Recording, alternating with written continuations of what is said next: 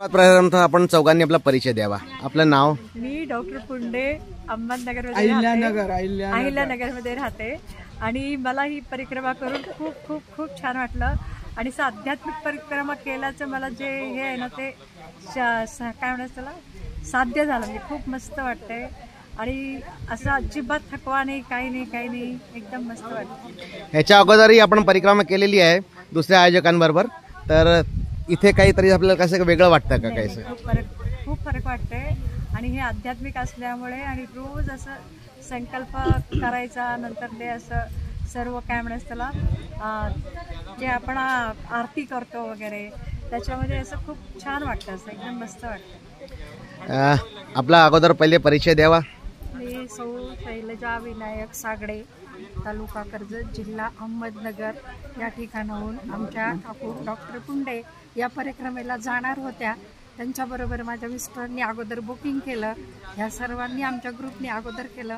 माझ्या मनातही काही नव्हतं, पण अचानक काही दिवसांनी माझंही बुकिंग झालं आणि मी या कैवल्यधाम यात्रेबरोबर या ठिकाणी जॉईन झाले.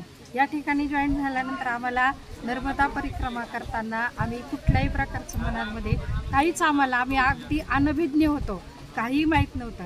इतर नद्या आहेत त्याप्रमाणे नर्मदा नदी आहे, पण नर्मदा नदीचं वेगळं एक पुराण आणि त्याचं आख्यान आम्हाला तुमच्याकडनं ऐकायला मिळालं. त्याचबरोबर ही परिक्रमा आमची अतिशय शास्त्रोक्त पद्धतीने झालेली आहे असं आम्हाला वाटतंय आणि मी शब्दातही व्यक्त करू शकत नाही की आम्हाला इतका परमानंद मिळालेला आहे तुमच्याकडून. त्याबद्दल मी तुमचे खूप धन्यवाद. मातश्री नर्मदे. आता मोहिनीताई, आपण महेंद्र ठोंबरे, मी बारामतीहून परिक्रमेला आले. माझी खूप दिवसांची इच्छा होती की परिक्रमा करायचीच आहे आपल्याला.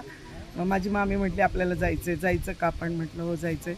मग ठीक आहे, मिस्टर पण म्हटले जा तू, आणि मी आले. तर ह्यांची आध्यात्मिक परिक्रमा खूप सुंदर आहे. सकाळपासूनचं जे 8 वाजेपर्यंत उरकणं, मग त्यांचं ते नर्मदा पुराण, नर्मदा अष्टक, नर्मदेची आरती इतकी सुंदर असते की ते असं वाटतं सारखं ऐकतच बसावं आपण, आणि ते गुणगुणणं पण चालू राहतं त्यांच्या. आणि कालची महाआरती कशी झाली? आणि आम्ही काल घाटावर महाआरती केली अमरकंटकला. ती तर अतिशय सुंदर झाली, म्हणजे असं डोळ्यातनं पाणी येत होतं की खूपच सुंदर झाली. आणि जे अनय महाराजांचं जे सांगणं आहे ते प्रत्येक ठिकाणचं महत्त्व आणि नर्मदा मैया तिथं कशी आली किंवा कसं त्याचं रूप आहे, प्रत्येक ठिकाणी आम्ही ज्या ठिकाणी गेलो तिथलं खूप छान त्यांनी माहिती सांगितली. एवढी काय आपल्याला काहीच माहीत नसती, फक्त नर्मदा मैया आहे एवढंच, पण तिथली माहिती खूप छान मिळाली आम्हाला. अजून एक आपण सर्वांना एकच प्रश्न मी विचारतो की आपले राहायची सोय आपल्याला कशी काय वाटली आपल्या यात्रेमध्ये? जेवणाची सोय सुद्धा, म्हणजे भोजन प्रसादाची सोय सुद्धा खूप छान झाली. अगदी घरच्यासारखं आम्हाला जेवण मिळालं. सगळे सिनियर सिटीजन व्यवस्थित राहतील, त्यांची रेस्ट होईल त्याप्रमाणे time to time minute wise planning केलेलं होतं. असं अजिबातच थकवा जाणवला नाही. सकाळी एकदम फ्रेश आणि संध्याकाळपर्यंत इतकं एंगेज ठेवलं होतं आणि इतकं नर्मदा मैयाच्या बद्दल आम्हाला माहिती दिल्यामुळे इतकं आम्ही अटॅच होतो मैयाबरोबर की वेळ कसा गेला कळलंच नाही. म्हणजे हे दिवस एवढे कसे गेले कळलंच नाही आणि घरचं आम्ही सगळं विसरून गेलो. असं वाटतं की परिक्रमा कंटिन्यू अशीच चालू राहते आणि रोज पंडितजी नवीन नवीन जे सांगतायत ते तसंच. आणि आपण जे आपल्या परिक्रमेला आध्यात्मिक हे आपण जे प्रेफिक्स लावलेले, एक विशेषण लावलेले आहे, ते कितपत आपल्याला खरं वाटतं? ते खूपच योग्य आहे. म्हणजे नुसतं साईट सीइंग असं नाहीये. प्रत्येक स्थानावर जातो आपण तेव्हा त्याच्याबद्दलचं आधी घडलेलं पूर्ण हिस्ट्री, त्याच्याबद्दलचं महत्व पूर्ण आपल्या मनासमोर पंडितजी आपल्या भाषणानंतर कम्प्लीट त्याचं पिक्चर आपल्या मनासमोर रंगवतात.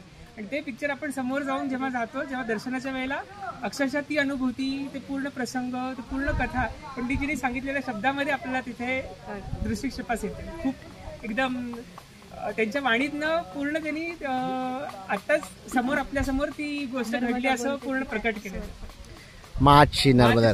एकंदरीत इन ऑल कसं काय वाटलं? एकंदरीत एकदम अनुभव खूपच सगळ्यात भारी अनुभव आतापर्यंत प्रत्येक यात्रेमध्ये. आता इथून पुढे आमचे कोणी येणार असेल तर आम्ही नक्कीच सांगणार की तुम्ही आध्यात्मिकच नर्मदा परिक्रमा करा. मातश्री नर्मदे.